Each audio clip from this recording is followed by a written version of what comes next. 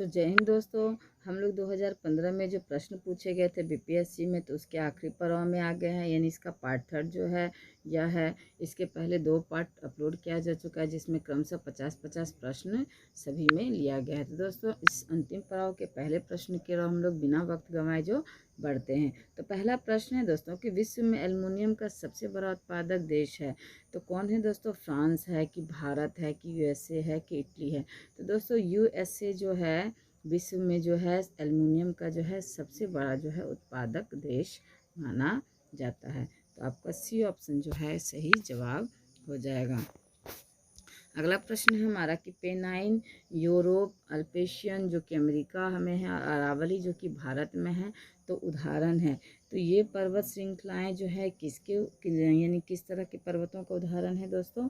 यह पूछा जाए तो पुरानी पर्वत श्रृंखला के ये उदाहरण है। तो आपका चाहे पेनाइन जो कि यूरोप में है दोस्तों, चाहे अल्पेशियन जो कि अमेरिका में है, और अरावली जो भारत में है, तो ये सब क्या है? पुरानी पर्वत श्रृंखला के उदाहरण। बात करें हिमालय की दोस्तों, तो ये नवीन पर्वत के उदाहरण है। तो नवीन पर्वतों की खासियत होती है दोस्तों कि ये जो है बढ़ते रहते हैं। तो जो है ये पेनाइन, अल्पेशियन और जो है अरावली, ये सब किसके उदाहरण? पुरानी पर्वत श्रृंखला के उदाहरण है। मतलब कि आपका हिमालय हो गया, एंडीज हो गया और रॉकीज हो गया, तो ये सब, या आल्प्स पर्वत, ये सब किसके उदाहरण है दोस्तों? तो ये सब नवीन, या जिसे हम लोग युवा पर्वत कहते हैं, तो युवा पर्वत के उदाहरण है। तो इसको भी आप याद रख सकते हैं। अगला प्रश्न है हमारा कि निम्नलिखित नदियों और उन शहरों का मेल मिलाइए जिनमें से होकर ये नदियां बह रही है, और नीचे दिए गए कूट की सहायता से सही उत्तर का चयन कीजिए। तो कूट का प्रश्न है दोस्तों, देखते हैं क्या क्या है, किसको किससे मिलाना है। तो आपका सी हो जाएगा दोस्तों इसका सही जवाब, यानी कि ए का हो जाएगा आपका 3। तो रॉटरडेम जो है आपका राइन नदी के किनारे बसी हुई है। वहीं जो है बी यानी पेरिस जो है सेन नदी के किनारे बसी हुई है दोस्तों। सी का 4 हो जाएगा। तो आपका बुडापेस्ट जो है डेन्यूब नदी के किनारे है, और वाशिंगटन जो है दोस्तों पोटोमैक के किनारे स्थित है। तो आपका जो है सी ऑप्शन इसका सही जवाब हो जाएगा। अगला प्रश्न है कि निम्नलिखित में से कौन सा शहर धातु के व्यापार का सबसे बड़ा केंद्र है? तो कौन सा शहर जो है धातु के व्यापार का सबसे बड़ा केंद्र है दोस्तों? तो लंदन जो है धातु के व्यापार का सबसे बड़ा केंद्र माना जाता है। लंदन पूरे विश्व में सोने के प्रमुख और व्यापारिक और जो है निपटान केंद्र के रूप में जाना जाता है। तो आपका सी ऑप्शन जो है सही जवाब हो जाएगा। अगला प्रश्न है कि निम्नलिखित में से कौन सी नदियां बंगाल की खाड़ी में गिरती है? तो कौन सी नदियां बंगाल की खाड़ी में गिरती है दोस्तों? तो आपका गंगा भी गिरती है दोस्तों, ब्रह्मपुत्र भी गिरती है, गोदावरी भी गिरती है। इसके अलावा महानदी, कृष्णा तथा कावेरी भी जो है ये आपका सब जो है कहाँ गिरती है? बंगाल की खाड़ी में गिरती है। तो आपका डी ऑप्शन इसका सही जवाब हो जाएगा। आपका दोनों लूनी तो आपका नदी जो है आपका गायब हो जाती है दोस्तों बीच में ही, और नर्मदा ताप्ती कहाँ गिरती है? तो यह जो अरब सागर में गिरती है। तो आपका डी ऑप्शन इसका सही जवाब हो जाएगा। अगला है कि भारत में सबसे पुराना तेल का भंडार कहाँ है? तो कहाँ है दोस्तों भारत में सबसे पुराना जो है तेल का भंडार? तो डिगबोई में, जो कि आसाम में है दोस्तों यह क्षेत्र। तो यहाँ जो है भारत का सबसे पुराना तेल का भंडार यहाँ है। तो आपका ऊपरी यानी ऊपरी असम के डिब्रूगढ़ जिले में तिपम पहाड़ियाँ दोस्तों, तिपम पहाड़ियाँ कई बार जो है इससे जोड़ करके भी प्रश्न पूछता है। तो तिपम पहाड़ियों के उत्तर पूर्व में स्थित है दिग्बोई, जो कि क्या है दोस्तों? और भारत का सबसे पुराना जो है तेल क्षेत्र है। यह एशिया का सबसे पुराना रिफाइनरी भी है दोस्तों, तो यह भी याद रखिएगा।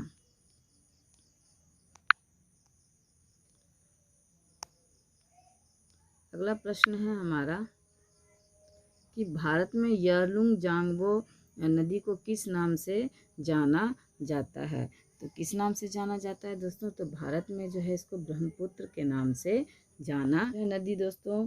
आपका यारलुंग सांगपो जो नदी है यह ब्रह्मपुत्र नदी का एक भाग कह सकते हैं, जो कहाँ से होकर के गुजरती है दोस्तों, तो तिब्बत से होकर के बहती है। तिब्बत में इसे तिब्बती नाम यानी यारुंग सांगपो के नाम से जाना जाता है, और अरुणाचल प्रदेश में यह जो है सियांग के नाम से जानी जाती है। तो आपका सी ऑप्शन जो है इसका सही जवाब हो जाएगा।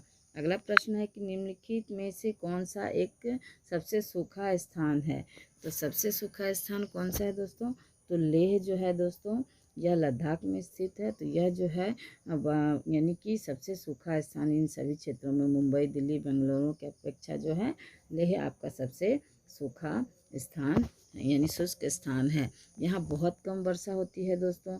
यहाँ प्रायः जुलाई अगस्त में वर्षा होती है, यानी जुलाई और अगस्त के महीने में यहाँ वर्षा होती है, लेकिन यह वर्षा भी दोस्तों 10 दिन में एक दिन होती है। यानी जैसे हमारे यहाँ कंटिन्यूसली बारिश होती है, तो उस तरह से नहीं, 10 दिन पे एक दिन जो कभी बारिश हो जाती है। तो लेह जो है आपका सबसे शुष्क स्थान है। लेह कहाँ है दोस्तों, तो लद्दाख में है। निम्नलिखित में से किस राज्य में जनजातीय समुदाय की पहचान नहीं की गई है। तो दोस्तों जनजातीय समुदाय की पहचान जो हरियाणा में नहीं की गई है। तो आपका जो है सी ऑप्शन जो है इसका सही जवाब हो जाएगा। हरियाणा के अलावा दोस्तों पंजाब हो गया, आपका चंडीगढ़ हो गया, दिल्ली और पुडुचेरी, ये सब क्षेत्र में जो है आपका ये जनजातीय समूह नहीं पाए जाते हैं। तो यहाँ हरियाणा हो जाएगा आपका सही जवाब। अगला प्रश्न है कि सुल्तानपुर बर्ड सेंचुरी स्थित है।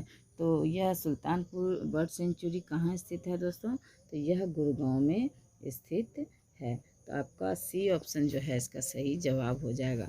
और यह यानी गुड़गांव जो कि हरियाणा से लगभग दोस्तों 15 किलोमीटर दूर स्थित है। 1972 में जो है दोस्तों आपका इसे पक्षी अभ्यारण्य के रूप में जो है स्थापित यानी घोषित किया गया था, और 1989 में जो है इसे राष्ट्रीय उद्यान के रूप में इसे स्थापित किया गया था। यह अभ्यारण्य दोस्तों पक्षी प्रेमियों के लिए जो है एक आदर्श स्थान इसको कह सकते हैं। तो ये कहाँ है, गुड़गांव में स्थित है। अगला प्रश्न है कि भारत में प्रति व्यक्ति वन का क्षेत्र औसत हेक्टेयर में कितना है। तो औसत हेक्टेयर में कितना है दोस्तों, तो इसका उत्तर जो है आपका यानी बुक में नहीं दिया हुआ है दोस्तों, स्टार दिया हुआ है। तो आप लोग जो है इसका आंसर आप गूगल करके जो है खुद यानी आप गूगल करके खोज लेना, क्योंकि यहाँ पर जो है जो भी इसके अकॉर्डिंग जो आंसर है, तो इस ऑप्शन में कोई भी ऑप्शन इसके आंसर के अकॉर्डिंग नहीं है। चलिए अगला प्रश्न हम लोग देखते हैं कि निम्नलिखित में से किस राज्य में कृषि भूमि 60% से कम है। तो कृषि भूमि 60% से कम कहाँ है दोस्तों, तो पश्चिम बंगाल में जो है कृषि भूमि जो है 60% से आपका कम है। तो आपका ए ऑप्शन जो है सही जवाब हो जाएगा। पश्चिम बंगाल जो है दोस्तों किसके लिए प्रसिद्ध है, तो हाल फिलहाल में यहाँ के रसगुल्ला को जो है दोस्तों आपका GI टैग मिला है। तो करंट से जोड़ करके प्रश्न पूछा जाता है, तो यह भी याद रखिएगा। अगला प्रश्न है हमारा कि नागार्जुन सागर बहुउद्देशीय परियोजना कौन सी नदी पर स्थित है। तो दोस्तों कृष्णा नदी पर जो है नागार्जुन सागर जो है बहुउद्देशीय परियोजना जो है स्थित है। दोस्तों आप इसको इस तरह से याद कर सकते हैं कि अर्जुन जो है यहाँ नागार्जुन है दोस्तों, तो अर्जुन का जो है सारथी कौन थे, कृष्ण थे। तो आप इस तरह से कोरिलेट करके भी याद रख सकते हैं। तो इस तरह से आपका कन्फ्यूज़न जो है आपका क्लियर हो जाएगा, आप कभी भी एग्ज़ाम में जो है कन्फ्यूज्ड नहीं होंगे। तो नागार्जुन सागर कहाँ कौन सी नदी पर यह बांध स्थित है दोस्तों, तो यह बांध जो है आपका यानी कृष्णा नदी पर है। यह जो है बांध दोस्तों ईंट एवं पत्थरों से निर्मित यानी किया गया है। अब विश्व का जो है सबसे बड़ा बांध यह माना जाता है। अगला प्रश्न है कि बिहार में डालमिया नगर किसके लिए प्रसिद्ध है। तो दोस्तों यह प्रश्न भी बहुत बार पूछा गया। तो यह जो है सीमेंट के लिए जो है दोस्तों प्रसिद्ध है, और इसकी स्थापना 1980 में की गई थी दोस्तों, किंतु 1980 के बाद इसका यानी जो है दोस्तों पतन होना आरंभ हो गया। 1990 तक जो है दोस्तों यह वीरान हो गया। तो सरकारों की उदासीनता है दोस्तों कि इसकी ऐसी स्थिति है। तो चलिए आगे बढ़ते हैं हम लोग, सरकारों के बारे में क्या बोल सकते हैं। अभी अगर सरकारें अच्छी होती तो बिहार में संसाधनों की कमी नहीं है, बस उसका उपभोग जो है सही तरीके से नहीं हो रहा, जिसकी वजह से हम लोग जो है सबसे पीछे है। अगर कोई भी रैंकिंग उठा के देखोगे तभी बिहार सबसे पीछे है। चलिए अगला प्रश्न देखते हैं कि बिहार में कितना वर्ग मीटर वन क्षेत्र है। तो कितना वर्ग मीटर जो है दोस्तों आपका वन क्षेत्र है, तो यह भी है दोस्तों, इसका भी स्टार दिया हो, आप लोग गूगल कर लेना। ऐसे भी जो है इसका आंसर जो है उस टाइम के अकॉर्डिंग अभी बदल गया होगा। तो ये सब प्रश्न इस तरह के प्रश्न हैं जो हमेशा जो है 2 साल 4 साल में जो है दोस्तों इसका वो आंसर बदलता रहता है। चलिए हम लोग देखते हैं अगला प्रश्न कि भारत के कौन से 2 राज्य सबसे बड़े पैमाने पर लौह अयस्क से संपन्न है। तो कौन सा लौह अयस्क से सबसे संपन्न है दोस्तों, तो मध्य प्रदेश और उड़ीसा जो है दोस्तों बड़े पैमाने पर जो है लौह अयस्क से संपन्न राज्य है। तो बी ऑप्शन जो है इसका सही जवाब हो जाएगा। और भारत में दोस्तों केवल 6 राज्य है, जिसमें झारखंड, उड़ीसा, मध्य प्रदेश, छत्तीसगढ़, कर्नाटक और गोवा जो है 95% से अधिक जो है लोहे का जो है उत्पादन करता है। तो आपका ये यानी बी ऑप्शन जो है आपका सही, यानी 5 राज्य जो है 95% लोहे का भारत में जो है उत्पादन करता है। अगला प्रश्न है हमारा कि झारखंड के झरिया क्षेत्र में मुख्यतः क्या पाया जाता है। तो दोस्तों कोयला के लिए जो है झारखंड का झरिया क्षेत्र जो है विख्यात है। तो आपका डी ऑप्शन जो है इसका सही जवाब हो जाएगा। और यह जो है यहाँ जो है दोस्तों सर्वश्रेष्ठ कोयला मिलता है, जिसको बिटुमिनस कोयले का यानी बिटुमिनस के नाम से हम लोग जानते हैं। दोस्तों सबसे जो बेस्ट कोयला है एंथ्रासाइट होता है, तो इसको भी याद रखिएगा। एंथ्रासाइट कोयला जो है आपका सबसे श्रेष्ठ होता है, किंतु यह जो है यह कोयला क्षेत्र जो है आपका बिटुमिनस कोयला के लिए यानी कोयला की इस यानी श्रेणी के लिए जो है जाना जाता है। तो आपका डी ऑप्शन जो है इसका सही जवाब हो जाएगा। भारत का जो अधिकांश कोयला जो है दोस्तों झारखंड के झरिया से ही जो है आता है। अगला प्रश्न है हमारा कि निम्नलिखित में से कौन सा शहर बिहार के सबसे पूर्वी भाग में स्थित है। तो दोस्तों सबसे पूर्वी भाग में जो है आपका कटिहार स्थित है। तो आपका सी ऑप्शन जो है इसका सही जवाब हो जाएगा। तो आपका कटिहार जो है बिहार के सबसे जो है आपका पूर्व में स्थित है। दोस्तों जब बिहार का मैप देखोगे तो आपको समझ में आएगा। तो इस तरह के जो प्रश्न हैं जब तक आप बिहार का मैप को नहीं समझोगे अच्छी तरह से, तो इस कौन से ज़िला किस ज़िले से सटा हुआ है, उसकी स्थिति किस प्रकार की है, तो आपको इसके लिए मैप का ही सहारा लेना होगा। चलिए अगला प्रश्न हम लोग देखते हैं कि निम्नलिखित झीलों में से कौन सी बिहार में स्थित है। तो बिहार में कौन सी झील स्थित है दोस्तों, तो अनुपम झील जो है बिहार में स्थित है। तो ए ऑप्शन जो है आपका सही जवाब हो जाएगा। यह दोस्तों बिहार के कैमूर ज़िले में स्थित है। और यह कैमूर झील यानी यह झील जो कैमूर वन्य जीव अभ्यारण्य का ही एक भाग कह सकते हैं। यानी कि कैमूर वन्य जीव अभ्यारण्य का एक भाग का निर्माण करती है, जो प्रसिद्ध कैमूर की जो पहाड़ी की श्रृंखला है उसमें स्थित है।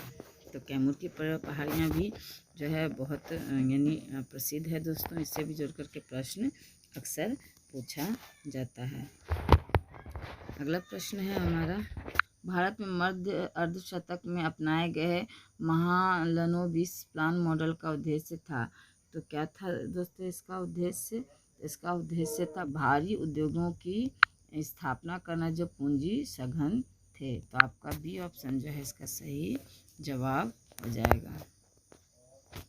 अगला प्रश्न है कि स्तंभ क के यानी स्तंभ क को जो है ख से मिलाना है और नीचे दिए कूट की सहायता से सही उत्तर का चयन करना है। तो कूट की सहायता से दोस्तों चयन करना है, तो इसका सही जवाब हो जाएगा यानी आपका सी ऑप्शन जो है इसका सही जवाब हो जाएगा। यानी कि ए का 3 हो जाएगा, बी का जो है आपका 2 हो जाएगा, सी का 1 हो जाएगा और डी का जो है आपका 4 हो जाएगा। चलिए आगे हम लोग देखते हैं।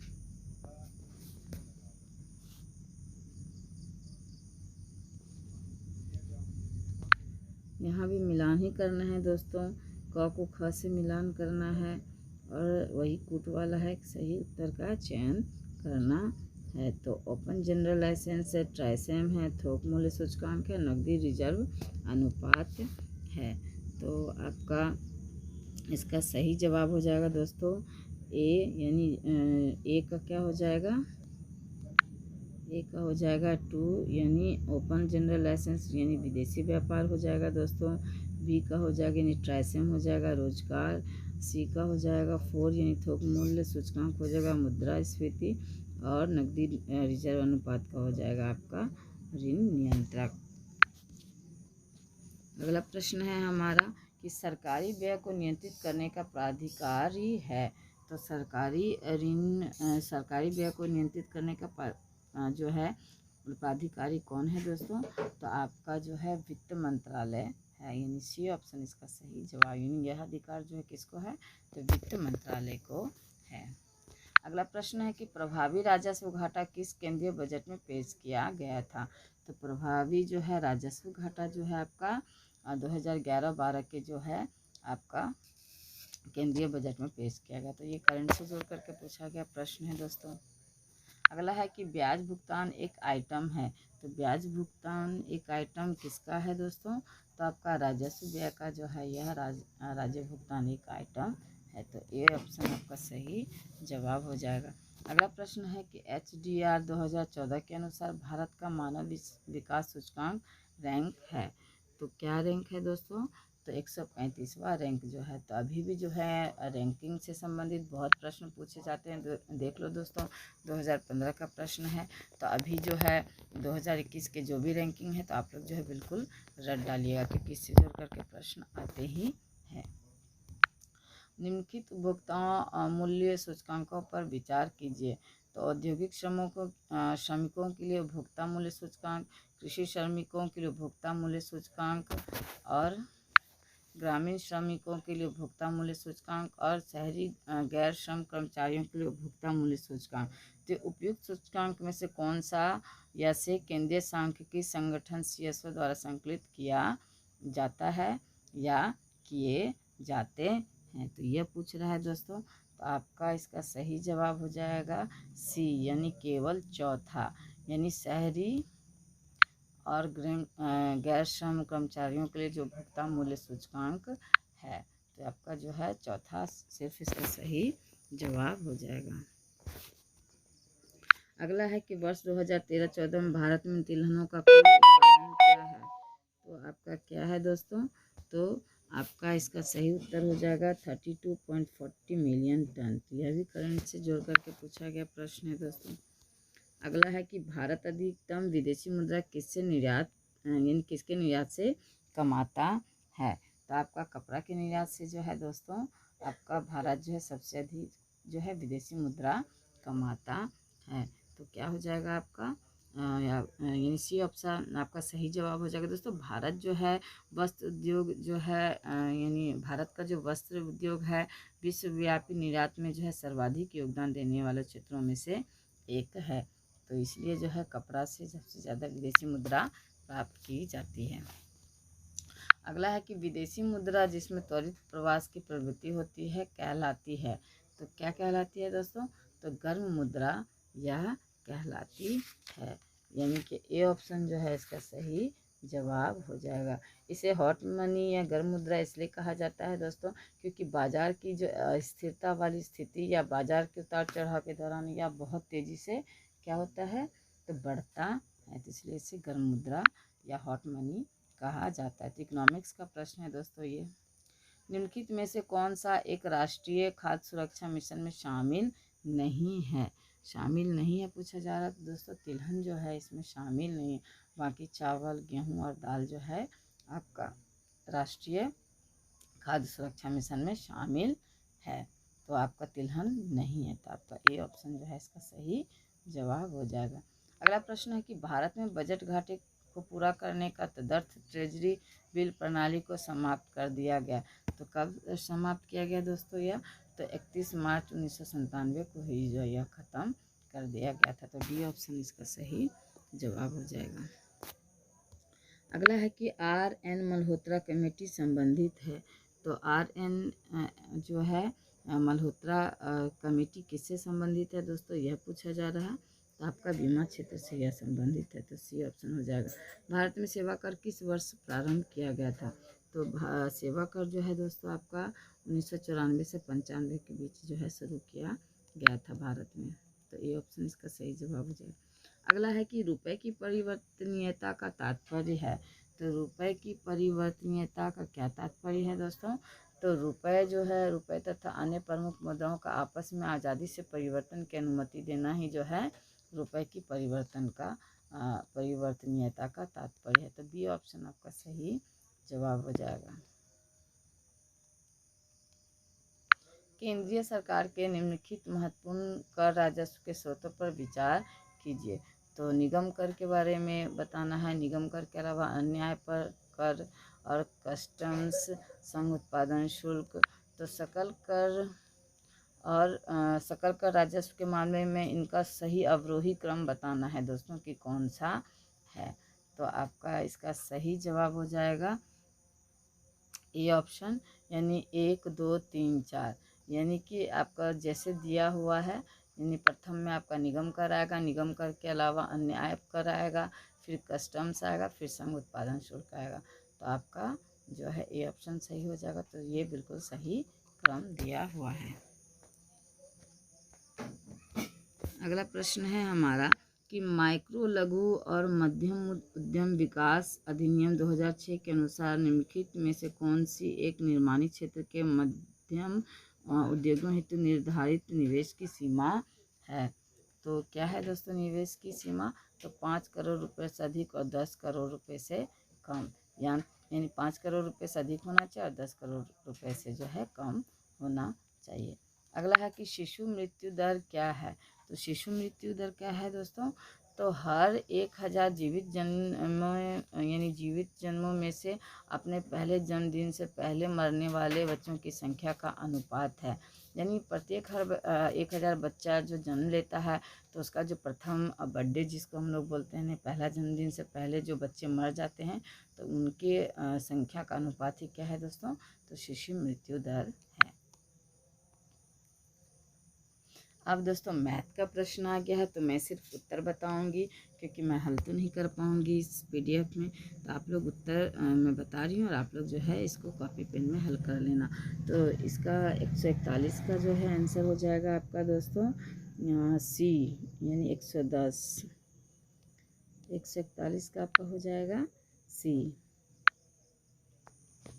142 का हो जाएगा दोस्तों आपका 142 का हो जाएगा, इसका भी हो जाएगा सी।